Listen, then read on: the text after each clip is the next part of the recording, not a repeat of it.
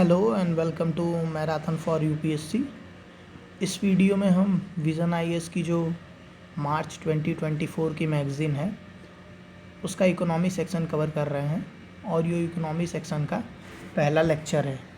तो हमारा पहला टॉपिक है वर्ल्ड ट्रेड ऑर्गेनाइजेशन। ठीक, डब्ल्यूटीओ का स्ट्रक्चर देख लेते हैं और क्या है वो देख लेते हैं।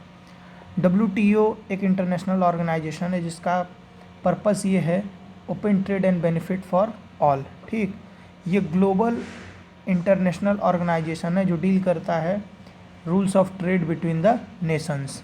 इस्टेब्लिश हुआ था 1 जनवरी 1995 में उरुग्वे राउंड ऑफ नेगोशिएशंस के अकॉर्डिंग। हेडक्वार्टर है इसके जिनेवा स्विट्ज़रलैंड में। मेंबर कंट्रीज़ हैं 166 इंक्लूडिंग कोमोरोस, टाइमोर लेस्टे। 2024 में ये जुड़े हैं। इंडिया जो है इसका फाउंडिंग मेंबर में से एक है। ऑब्जेक्टिव इसका क्या है? ठीक, to raise living standards, create job and improve people's life in the countries. Organisational structure इसका कैसा है? एक मिनिस्ट्रियल कॉन्फ्रेंस है, दूसरा जनरल काउंसिल है।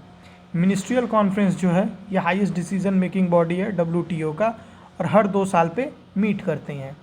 और वहीं पे जनरल काउंसिल जो है ये डिसीजन मेकिंग बॉडी है जो जिनेवा में है। ये रेगुलरली मीट करती हैं और अपने फंक्शंस को कैरी आउट करने के लिए। General council dispute settlement body की तरह भी वर्क करती है और ट्रेड पॉलिसी रिव्यू बॉडी की तरह भी वर्क करती है। फंक्शंस क्या क्या हैं डब्ल्यूटीओ के? पहले तो जो एग्रीमेंट्स हुए हैं उनको एडमिनिस्टर करना। ठीक, और ये एक फोरम की तरह काम करता है ट्रेड निगोशिएशंस के लिए, और जो ट्रेड डिस्प्यूट हैं उनको सेटलमेंट करना। ठीक, मॉनिटरिंग नेशनल ट्रेड पॉलिसीज़ को मॉनिटर करना। Technical assistance and training provide करना डेवलपिंग कंट्रीज़ को। रिपोर्ट क्या क्या पब्लिश करता है WTO? World trade report, world trade statistical review, global trade outlook, WTO annual report. की कंटेम्प्रेरी माइलस्टोन क्या क्या अभी तक डब्ल्यूटीओ ने अचीव किए हैं? पहला तो 2014 में जो हाल ही में हुए हैं, revised agreement on government procurement, GPA जो है ये इनटू फोर्स हुआ। 2015 में लैंडमार्क 1.3 ट्रिलियन का इंफॉर्मेशन टेक्नोलॉजी एग्रीमेंट हुआ। 2017 में trade related aspect on intellectual property rights, जिसको हम ट्रिप्स भी कहते हैं, ये अमेंड किया गया पुअर कंट्रीज़ को फ़ायदा पहुंचाने के लिए, ताकि वो अफोर्डेबल मेडिसिन्स जो हैं वो पा सकें। ट्रेड फैसिलिटेशन एग्रीमेंट साइन हुआ और उसको फोर्स में लाया गया। ठीक है, लास्ट 5 मिनिस्ट्रियल कॉन्फ्रेंस जो हुई हैं, मिनिस्ट्रियल कॉन्फ्रेंस 9 बाली में, 10 नैरोबी में 2015 में। ठीक, 11 जो है यो ब्यूनियस एयरिस 2017 में। ठीक, 12 जो है वो जिनेवा 2022 में हुआ और 13 जो लेटेस्ट है ये अबू धाबी में हुआ है, ये हाल ही में कंडक्ट कराया गया। मोस्ट प्रेसिंग चैलेंजेस क्या क्या हैं इसमें? ठीक, कंट्रीज़ के बीच में कंसेंसस डेवलप करना, डेवलपिंग और डेवलप्ड कंट्रीज़ के बीच में कंसेंसस डेवलप करना, क्योंकि दोनों कंट्रीज़ के बीच में कॉन्फ्लिक्ट ऑफ इंटरेस्ट आ जाता है, जिसके वजह से जैसे एग्जांपल के लिए एग्रीकल्चर गुड्स हैं जो हैं, ठीक, इंडिया और वेस्ट का इसमें कॉन्फ्लिक्ट चलता है।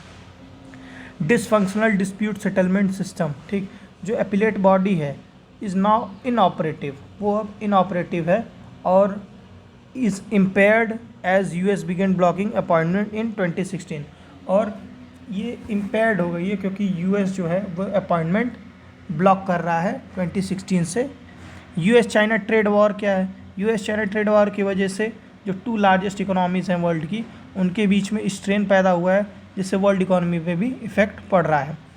अब डिटेल डिस्कशन देखते हैं जो इन समिट्स में किया गया। जैसे पहला उसमें टॉपिक था एग्रीकल्चर एंड फूड सिक्योरिटी। ठीक है, MC13 जो अबू धाबी में कंडक्ट हुआ, ये किसी परमानेंट सोल्यूशन के बिना है, कोई परमानेंट सोल्यूशन नहीं निकला जो पब्लिक में रिलीज़ किया जा सके। ठीक, ये regarding public stock holding issue. Public stock holding का मतलब यहाँ शॉर्ट में ये समझिए, जो गवर्नमेंट अपने यहाँ जो राशन बांटती है उससे रिगार्डिंग है कि गवर्नमेंट प्रोक्योरमेंट करेगी और जो पॉवर्टी सेक्शन है उसमें डिसबर्स कर देगी। ठीक, ये डिमांड रेज किया गया प्रोमिनेंटली बाय इंडिया कि इसका जो लिमिट है उसको इन्हेंस किया जाए। ठीक है, अब देखते हैं पब्लिक स्टॉक होल्डिंग पॉलिसी क्या है। इसका ऑब्जेक्टिव क्या होता है कि फार्मर से क्रॉप एमएसपी पे उठाना, स्टोर करना और डिस्ट्रीब्यूट कर देना पुअर्स को। ठीक, डीई मिनिमिस लिमिट, डीई मिनिमिस लिमिट क्या है? ठीक, ग्लोबल ट्रेड नॉर्म्स के हिसाब से एक कंट्री जो है वो सब्सिडी बिल उसका 10% से ज़्यादा नहीं हो सकता है डेवलपिंग कंट्रीज़ का, और डेवलप्ड कंट्रीज़ का 5% से ज़्यादा नहीं हो सकता है एग्रीकल्चर मैटर्स में। ठीक है, और ये किस रेफरेंस प्राइस पे कैलकुलेट किए जाते हैं? 1986-88 के अंडर्स में। ठीक, global divide over PSH, developing countries का मानना है कि जो डेवलपिंग कंट्रीज़ हैं वो कहती हैं कि फार्मूला जो है कैलकुलेट करने का, ठीक, जो सब्सिडी कैलकुलेट करने का फार्मूला है उसको चेंज करना चाहिए। ठीक, ताकि वो सब्सिडीज़ जो हैं वो फार्मर्स को सपोर्ट और ज़्यादा कर सकें। ठीक है, डेवलप्ड कंट्रीज़ का मानना है, ये कहती हैं कि ये जो पीएसएच टाइप की एक्टिविटीज़ हैं ये मार्केट डिस्टॉर्टिंग एक्टिविटीज़ हैं और इस तरह का कोई भी एक्सपोर्ट रेस्ट्रिक्शन नहीं होना चाहिए। ठीक है, peace clause and India's stand. Peace clause क्या है? डब्ल्यूटीओ की 9th जो मिनिस्ट्रियल कॉन्फ्रेंस थी बाली में, उसमें एक पीस क्लॉज साइन हुआ जो इंटरिम सॉल्यूशन की तरह काम करता है पब्लिक स्टॉक होल्डिंग में फॉर फूड सिक्योरिटी। ठीक, इसमें एक पीस क्लॉज डाला गया जो MC11 तक रहेगा। ठीक, और नॉन कंसेंसस के वजह से इसको एक्सटेंड भी कर दिया गया। इंडिया की डिमांड क्या है? इंडिया परमानेंट सॉल्यूशन पे फोकस कर रहा है। ठीक, इस इशू को लेकर के परमानेंट सॉल्यूशन में इंडिया क्या कहता है कि देयर शुड बी अमेंडमेंट्स। ठीक है, अमेंडमेंट्स होने चाहिए in the formula to calculate the food subsidy cap. Food subsidy cap जो है डेवलपिंग कंट्रीज़ के लिए 10% का, उसके फार्मूला में अमेंडमेंट होना चाहिए। ठीक, why permanent solution to PSH is important for India. क्यों इम्पॉर्टेंट है?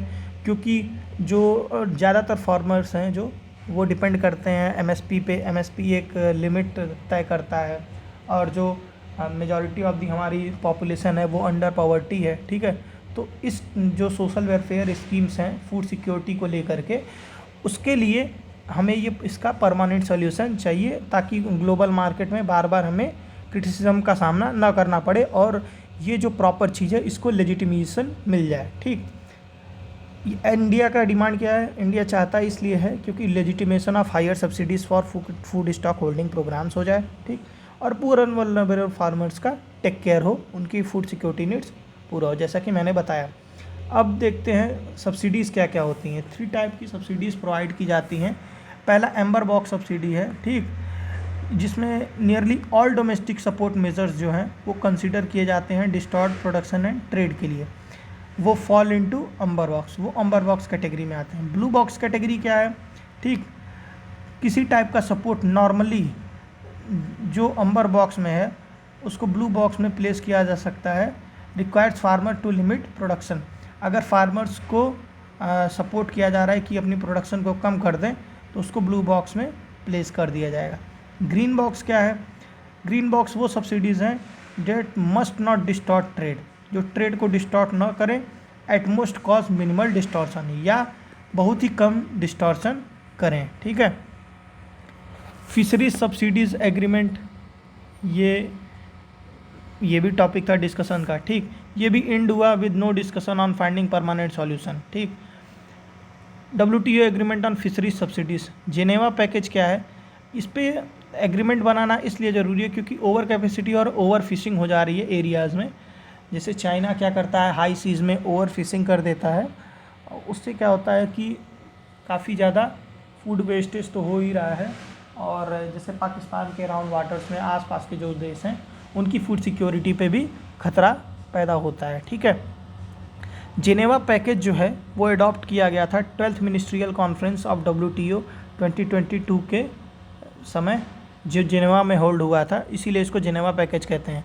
ये इसका एम क्या था कि वाइड स्प्रेड डिप्लीशन ऑफ जो वर्ल्ड फिश स्टॉक है उसको कम करना। जो सब्सिडीज़ दी जा रही हैं कि ओवर सब्सिडीज़ दी जा रही हैं फिशिंग को लेकर के, उसको कम करना, ताकि जो डिप्लीशन है फिश स्टॉक का वो कम हो। ठीक, ये अभी तक एक्सेप्ट नहीं किया गया क्योंकि अभी भी 39 कंट्रीज़ बची हैं इसको एक्सेप्ट करने के लिए, और जब मेजॉरिटी यानी 2/3 ऑफ द कंट्रीज इसको एक्सेप्ट कर लेंगी तभी ये एग्रीमेंट इफेक्ट में आएगा। इंडिया इस एग्रीमेंट का पार्ट नहीं है। बेनिफिट्स क्या होगा इसका? ठीक, इसका पॉजिटिव इम्पैक्ट होगा सस्टेनेबिलिटी ऑफ मरीन स्टॉक्स पे। ठीक है, ओवर फिशिंग की वजह से मरीन स्टॉक्स की सस्टेनेबिलिटी गिरती है, ऑब्वियस सी बात है।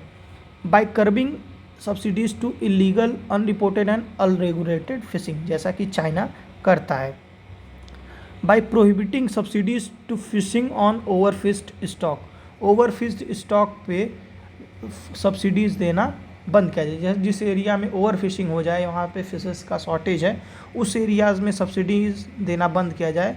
उस एरिया में सब्सिडीज़ देने से और ज़्यादा ओवर फिशिंग होगी और वहाँ पे सस्टेनेबिलिटी डिक्रीज़ होगी ओशियन की। ठीक है, prohibiting subsidies to fishing on unregulated high seas, sea unregulated high seas में सब्सिडीज़ को प्रोहिबिट कर दिया जाए।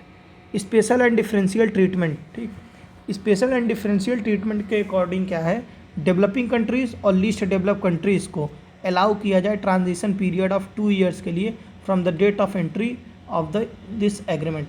इस एग्रीमेंट के एंटर करने पर 2 साल का उन्हें ट्रांजिशन पीरियड दिया जाएगा।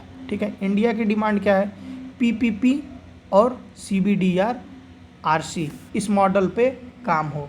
पीपीपी मतलब पॉल्यूटर पे प्रिंसिपल और CBDR-RC मतलब common but differentiated responsibilities and respective capabilities. In principle पे क्या हो। ठीक है, जो पहले कंट्रीज़ हैं वो ह्यूज सब्सिडी प्रोवाइड कर चुकी हैं, जो डेवलप्ड कंट्रीज़ हैं, ठीक, वो भी रिस्पॉन्सिबल हैं depletion of food fish stock के लिए। ठीक, तो उनके ऊपर और ऑब्लिगेशन बनता है कि वो और ज़्यादा सब्सिडीज़ ना दें। ठीक, और पॉल्यूटर पे प्रिंसिपल के अकॉर्डिंग और common but differentiated responsibilities and respective capabilities के अकॉर्डिंग उनको सब्सिडीज़ और ज़्यादा कम कर देनी चाहिए। ये एग्रीमेंट इनकॉर्पोरेट करता है to protect livelihood and growth needs of the fishing community in developing countries. Developing countries के इंटरेस्ट को ये सेफगार्ड करता है। ठीक, moratorium on distant water fishing nations, ठीक, एक मोरेटोरियम इशू किया जाए डिस्टेंट वाटर फिशिंग नेशंस के ऊपर। इंडिया ने अर्ज किया है कि जो moratorium on subsidies by distant water fishing nations हैं फॉर फिशिंग और fishing related activities beyond exclusive economic zone for period of at least 25 years. ठीक, 25 ईयर्स के लिए एक सब्सिडीज़ के ऊपर मोरेटोरियम इशू किया जाए जो कंट्रीज़ डिस्टेंट फ्रॉम वाटर हैं। ठीक, डिस्टेंट वाटर फिशिंग नेशंस जो हैं, जैसे कि चाइना हो गया, ठीक, वो दूर डिस्टेंट वाटर में अगर फिशिंग कर रहा है अपने एक्सक्लूसिव इकोनॉमिक जोन से हट करके, तो उस पर एक मोरेटोरियम होना चाहिए कि उस पर सब्सिडीज़ क्या प्रोवाइड होंगी क्या नहीं, और वो चीज़ें लागू की जाएँ। Exception for developing countries and small economies, there should be free to provide subsidies for fisheries in the sector. Fishery sector के लिए सब्सिडी प्रोवाइड करने के लिए फ्रीडम रहे स्मॉल और डेवलपिंग इकोनॉमीज़ के लिए। Rational behind India's stand, India stand के पीछे क्या वजह है। ठीक, सब्सिडी एक वाइटल फैक्टर है develop and diversify the fishery sector. ठीक, एक वाइटल फैक्टर है फिशरी सेक्टर को डेवलप और डाइवर्सिफाई करने के लिए, और एसेंशियल है फूड सिक्योरिटी और लाइवलीहुड सिक्योरिटी के लिए फिशरमैन के लिए। ठीक, significant population depend upon the fishing sector, जैसे कि फॉर एग्जांपल इंडिया में, ठीक, 100 मिलियन फिशर्स हैं और approximately 61% are still living below the poverty line. 61% जो पॉपुलेशन है वो भी पॉवर्टी लाइन के नीचे है। Low per capita subsidy of developing countries. ठीक, for instance India is one of the lowest fishery subsidiser despite such large population. ठीक, India सबसे one of the lowest fishery subsidiser है इतनी बड़ी लार्ज पॉपुलेशन होने के बावजूद भी। ठीक, India alongside most developing and small countries does not exploit the resources indiscriminately like other advance fishing nation. India उस हिसाब से चीज़ों को एक्सप्लॉइट नहीं करता है, रिसोर्सेज को, जैसे कि डेवलप्ड कंट्रीज़ करते हैं। ठीक, principle going forward for successful fisheries subsidy negotiation, ठीक, given by world wide fund के द्वारा दिया गया है। ठीक, इन प्रिंसिपल्स पे जो फिशरी सब्सिडीज़ है उसको तय किया जाना चाहिए। ठीक है, पहले तो covering all significant fishing subsidy programs, ठीक है, forbidding harmful fishing subsidies while accommodating beneficial ones, ठीक, जो बेनिफिशियल वंस हैं उनको रखा जाए और जो हार्मफुल्स हैं इन्वायरमेंट को लेकर के उनको ख़त्म किया जाए।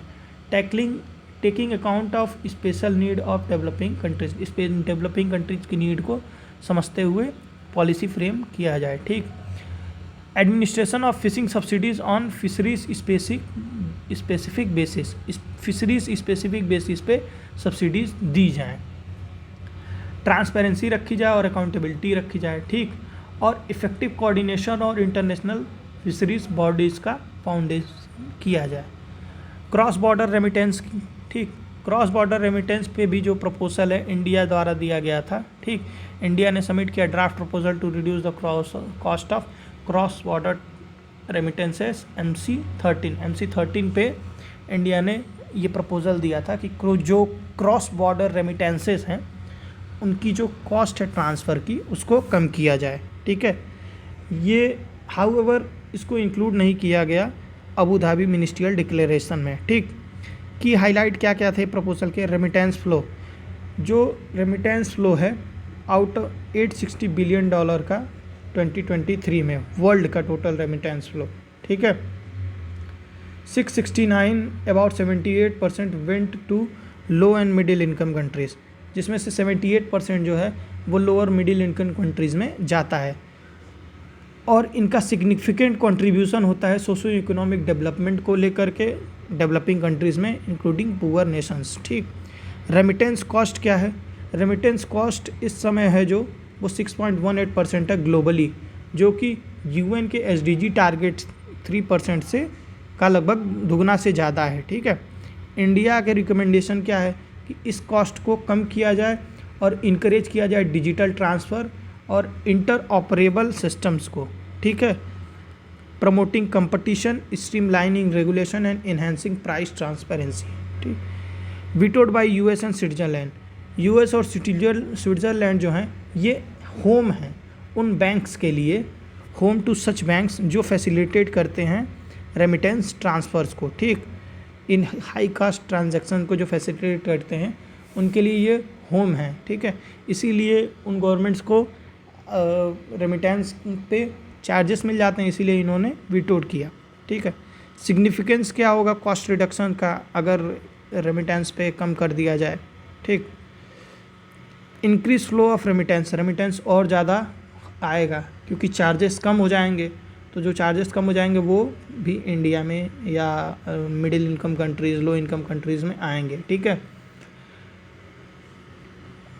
और पर्सनल लेवल पे जो कंजम्पशन है हाउस होल्ड का वो भी इंक्रीज़ होगा। इंडिया रिसीव करता है highest remittance about 125 billion in 2023 और जो कॉस्ट पड़ी इंडिया को 7 to 8 बिलियन इसको रिसीव करने की ये कॉस्ट पड़ी इंडिया को।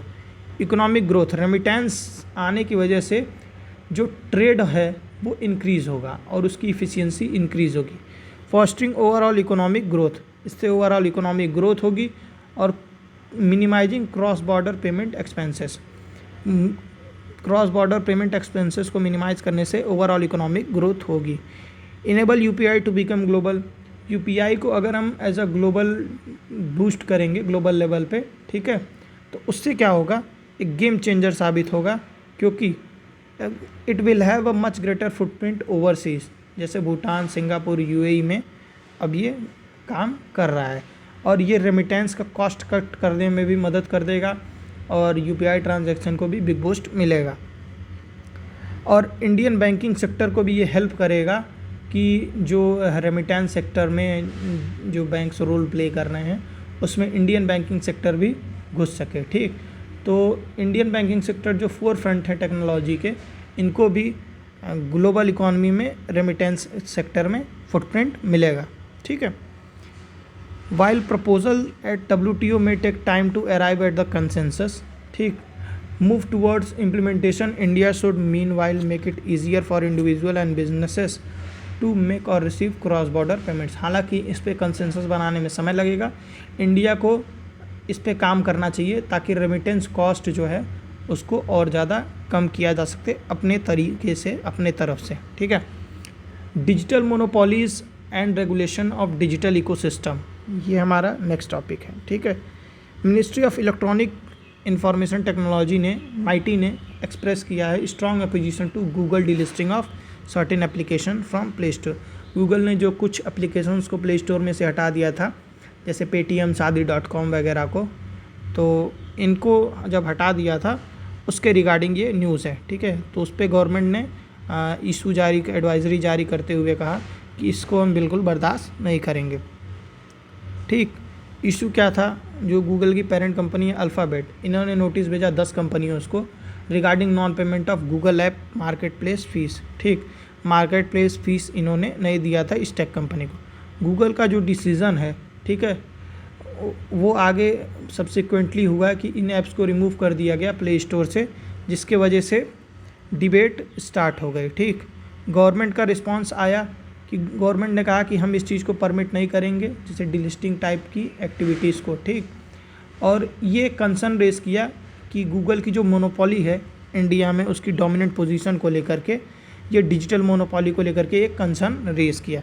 डिजिटल मोनोपोली क्या है, ये रिफ़र करता है उस सिचुएशन को जहाँ एक सिंगल कंपनी या प्लेटफॉर्म एक सिग्निफिकेंट कंट्रोल पूरे मार्केट पे एक्सरसाइज करती है। 60 to 70% कंट्रोल उस कंपनी का रहता है, ठीक है, रिस्पेक्टिव डिजिटल इकोसिस्टम मार्केट्स में, ठीक। बिग टेक कंपनीज जैसे Google, Amazon, Facebook, Apple, Microsoft, ये एंटी कम्पिटिटिव प्रैक्टिसेस में पाई जाती हैं। ये इमर्जिंग कंपनीज़ को उभरने नहीं देती हैं ताकि इनके जो बिज़नेस है उसको लॉस ना हो। की कैरेक्टरिस्टिक क्या है डिजिटल मोनोपोली का, ठीक। पहले तो डोमिनेंस बनाए रखना, ठीक। कंपनी जो है ये 70 to 80% मार्केट शेयर अपने पास रखती हैं, ठीक है। हाई बैरियर्स टू एंट्री, की जो नई कंपनी एंट्री कर रही है उनके लिए हाई बैरियर्स बना के रखे हैं, जैसे high cost, access to data and platform effects, ठीक है। उनको डेटा एक्सेस और प्लेटफॉर्म पे इजीली, जैसे कोई सर्च इंजन नया आएगा तो अब उसको गूगल क्या करेगा कि उसको हाई कॉस्ट बना देगा डेटा स्टोर करने का, उसके प्लेटफॉर्म इफ़ेक्ट्स पे, ठीक है। तो उस पर कुछ ना कुछ anti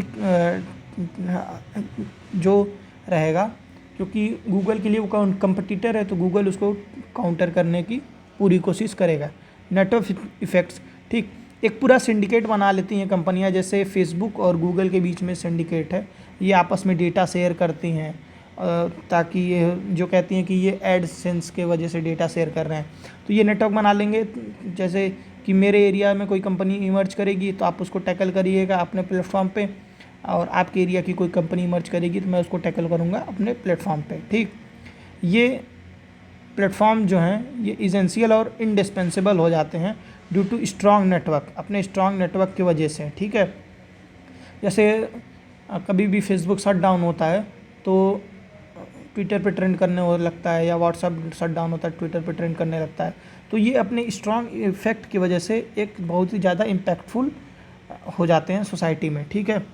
control over data and information, ठीक। जो मोनोपोलिस्टिक है ये कंपनी का, ये कंट्रोल करती हैं access to large amount of data, user information, ठीक है। लैक ऑफ कंपटीशन, जो मिनिमल कंपटीशन है वो इन मोनोपोलिस्टिक कंपनियों द्वारा उसको भी ख़त्म कर दिया जाता है, और डिक्टेट टर्म्स, प्राइसेस, पॉलिसीज़, क्योंकि यही इन्हीं के हिसाब से, जैसे आज के हिसाब से गूगल के हिसाब से जो नेशन की या डेटा सिक्योरिटी की पॉलिसीज़ हैं उनको स्ट्रेंथन कर दिया गया है, ठीक। पर ये जब ग्रो कर रहे थे तो डेटा सिक्योरिटी और प्राइवेसी कंसर्न उतना नहीं थे, ठीक। तो उनका जो कॉस्ट था वो कम था। आज के डेट में अगर किसी कंपनियों को ग्रो करना होगा तो उसका कॉस्ट ज़्यादा हो जाएगा, ठीक है। व्हाट आर द थ्रेट्स क्या क्या हैं डिजिटल मोनोपोलीज को लेकर के, ठीक। पहली बात तो ये एंटी कम्पिटिटिव प्रैक्टिसेस में इंगेज हो जाती हैं जो अफेक्ट करती हैं मार्केट में कंपटीशन को, ठीक है, और overall consumer choice and wellbeing को, ठीक। कुछ एग्जांपल है मेजर का एंटी कम्पिटिटिव प्रैक्टिसेस का। पहले तो एंटी स्टीयरिंग। एंटी स्टीयरिंग क्या है? ये एक एक्सक्लूजनरी बिहेवियर है, ठीक है, जो हिंडर करता है बिजनेस यूज़र्स और कंज्यूमर्स को, ठीक, from switching to third party service, कि ताकि वो थर्ड पार्टी सर्विस का यूज़ न कर पाएँ। जैसे ऐप स्टोर मैंडेट करता है दियर ओन पेमेंट सिस्टम्स, ठीक है, एप्पल का ऐप स्टोर अपने खुद के पेमेंट सिस्टम्स को मैंडेट करता है, ठीक है। Platform neutrality and self preferencing. जो डिजिटल एंटरप्राइजेस हैं ये क्या करती हैं? अपने खुद के प्रोडक्ट्स को जो अपने प्लेटफॉर्म है उस पर ज़्यादा प्रमोट करती हैं, जिससे कॉन्फ्लिक्ट ऑफ इंटरेस्ट होता है। जो इमर्जिंग कंपनीज हैं उनका बेनिफिट नहीं हो पाता है। जैसे आप मोबाइल ख़रीदेंगे, फॉर एग्जांपल के लिए आप मोबाइल ख़रीदेंगे तो गूगल के सारे ऐप्स आपको प्री डाउनलोडेड उसमें मिलेंगे, क्योंकि एंड्रॉयड भी क्या है? गूगल का है। तो उस जो अपनी पोजीशन है उसका ये यूज़ करते हैं। Adjacency and bundling and tying, ठीक। बंडलिंग एंड टाइंग का मतलब क्या है? कंबाइनिंग और बंडिंग कोर और essential services with complementary offerings, ठीक। जो कोर और एजेंशियल सर्विसेज हैं उसके साथ ये कम्प्लीमेंट्री ऑफरिंग्स भी देते हैं, ठीक। कोर एजेंशियल सर्विसेज को आपको यूज़ करने के लिए कम्प्लीमेंट्री ऑफरिंग्स को परचेस करना पड़ेगा, ठीक है। इससे क्या होता है? फोर्स्ड बाइंग होता है यूज़र्स द्वारा, ठीक है। जैसे डेटा यूजेज। डेटा यूजेज क्या है? डेटा यूजेज में जो डेटा है कंज्यूमर का उसकी प्रोफाइलिंग कर दी जाती है और ऑनलाइन टारगेटेड एडवर्टीजमेंट या प्रोडक्ट्स उनको दिए जाते हैं, जिससे प्राइवेसी कंसर्न रेज होता है। जैसे मैंने कुछ ब्राउज़ किया गूगल पे, तो इंस्टाग्राम वगैरह पे या और किसी प्लेटफॉर्म पे, वेबसाइट्स पे गूगल का जो ऐड है या जो मेटा के एड्स आते हैं वो चीज़ें ऑटोमेटिक एड्स में आने लगती हैं, ठीक है। ये आपने भी देखा होगा। प्राइसिंग और deep discounting, predatory pricing strategies, ठीक, और डीप डिस्काउंटिंग की वजह से जो मार्केट लेवल है वो बाकी कंपटीटर्स को एक्सक्लूड कर देता है पूरे मार्केट से, ठीक। Exclusive tie ups. जो एक्सक्लूसिव टाई अप्स है बिजनेस यूज़र्स और सेलर्स के बीच में, ठीक है, ये प्रिवेंट करता है them from dealing with other enterprises. जैसे एप्पल का रिस्ट्रिक्शन है installation of third party application on iPhones. ये जो इमर्जिंग जो बिजनेसेस हैं उनको प्रमोट होने से रोकता है। Regulation of digital ecosystem in India क्या क्या है? कंपटीशन एक्ट 2002, ठीक, ये एम और प्रमोट करता है सस्टेन कंपटीशन इन मार्केट और इंटरेस्ट ऑफ कंज्यूमर को, ठीक। The competition act follows two approaches to the regulation. Two approaches का एक एक्स पोस्ट अप्रोच है। एक्स पोस्ट अप्रोच में क्या होता है? जो एंटी कंपटिटिव एग्रीमेंट और अब्यूज़ ऑफ डोमिनेंस होते हैं उसको स्क्रूटनाइज किया जाता है जब वो हो जाते हैं, ठीक। एक एक्स आंट अप्रोच है जहाँ parties intending to enter combination और required to notify and seek approval of CCI before consummating of the transaction, ठीक। एक्स आंट अप्रोच ये है कि जब कोई दो पार्टीज़ कम्बिनेशन में एंटर कर रही हैं तो उसको नोटिफाई करना और CCI से अप्रूवल लेना ज़रूरी हो जाता है। इसका एक एग्जांपल दे दूं मैं, जैसे फेसबुक, मेटा और इंस्टाग्राम, फेसबुक, व्हाट्सएप और इंस्टाग्राम को कंबाइन करके एक पे कर दिया गया था। कहा गया कि मेटा द्वारा कहा गया कि ये तीनों एक दूसरे में डेटा एक्सचेंज कर सकते हैं अपनी सर्विसेज को बेटर बनाने के नाम पे, और अगर आप व्हाट्सएप वगैरह अपडेट नहीं करेंगे तो आपको क्या किया जाएगा? उस प्लेटफॉर्म से हटा दिया जाएगा, वो प्लेटफॉर्म आप नहीं चला पाएंगे इन द सेंस। तो ये एक तरह से मजबूर किया गया आपको वो चीज़ें करने के लिए। IT एक्ट 2000 ये एक प्राइमरी लेजिस्लेशन है इंडिया में जो गवर्न करता है various aspect of digital ecosystem. हालांकि इसमें एंटी कम्पिटिटिव टाइप का चीज़ें नहीं है, ये एड्रेस नहीं करती हैं कंटेम्प्रेरी चैलेंजेस को, ठीक है। सेक्टर स्पेसिफिक रूल्स, गवर्नमेंट जो है वो सेक्टर स्पेसिफिक रूल निकालती रहती है, जैसे सोशल मीडिया रूल्स और e-commerce rule, OTT rules. Example के लिए जो IT technology intermediate guideline digital media ethics code 2021 आया था जो रेगुलेट किया डिजिटल मीडिया और OTT प्लेटफॉर्म्स को। इन रिफॉर्म्स की ज़रूरत क्यों है डिजिटल इंडिया इकोसिस्टम में? ठीक, पहले तो रेगुलेटरी फ्रेगमेंटेशन की ज़रूरत है। ठीक, डिजिटल इंडिया एक रेगुलेटरी फ्रेगमेंटेशन मतलब रेगुलेटरी बॉडीज़ को बांट दिया जाए जो स्पेसिफिक एरियाज़ हैं उन हिसाब से। Multiple regulatory bodies and agencies thus hindering the effectiveness of overall digital regulation. Multiple bodies और जो एजेंसीज हैं वो हिंडर कर रही हैं इनको रेगुलेशन को, ठीक है। Regulatory bodies face constraints, regulatory bodies जो हैं वो दिक्कतों का सामना फेस करती हैं क्योंकि इनके पास लैक ऑफ टेक्निकल एक्सपर्टीज़ है, डेटा एनालिसिस कैपेबिलिटीज़ का कमी है, ठीक, और इफ़ेक्टिवली मॉनिटर नहीं कर पाती हैं जो नए इशूज़ होते हैं, ठीक।